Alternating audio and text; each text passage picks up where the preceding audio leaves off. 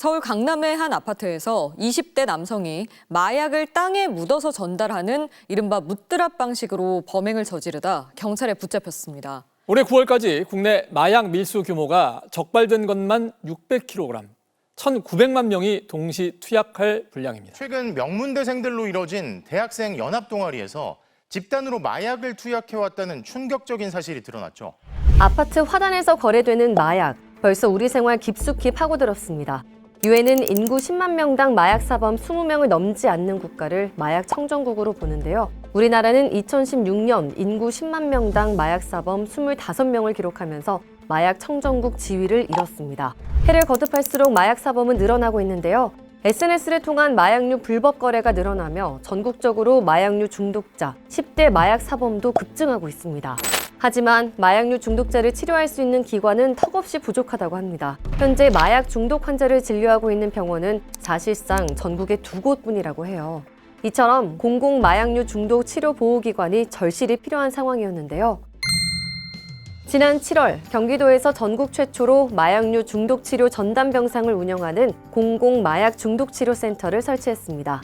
용인시 경기도립 정신병원에 위치한 해당 센터는 안정실 3병상과 일반 병상 10병상을 운영 중이며 외래 치료와 입원 치료가 모두 가능하다고 하는데요. 경기도 마약 중독센터의 주 역할을 보면요, 여기서 입원 치료를 하게 됩니다. 이 퇴원하고 나면 저희 상담사들이 추적 관찰하게 됩니다. 그리고 다시 마약을 할 경우에는 다시 입원을 하게 되는데요.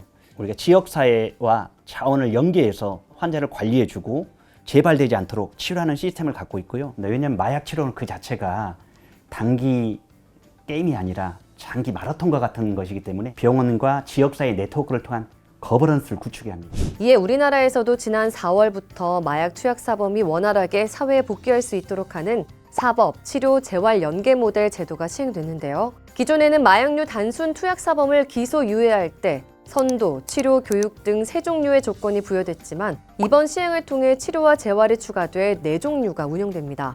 재활에 초점을 맞춘 이번 제도 도입에 따라 정부는 식약처를 주관으로 전문가 위원회를 꾸리고요. 정기회의를 통해 대상자의 중독 수준을 평가할 예정이라고 합니다.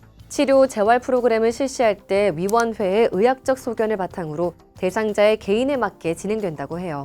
올해 7월부터 치료 보호 대상자의 치료비는 건강보험에서 70% 정도를 부담하고 있고요. 본인 부담금과 비급여 비용은 도에서 지원돼요. 또 우연히 마약류에 접한 경우라면 처벌받지 않고 치료가 가능하니까요. 무엇보다 두려워하지 말고 치료센터에 방문하는 게 중요합니다.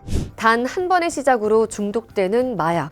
우리나라가 마약 청정국의 지위를 다시 찾는 그날까지 지역사회와 중독치료센터의 공공 지원이 더욱 확대되길 바랍니다.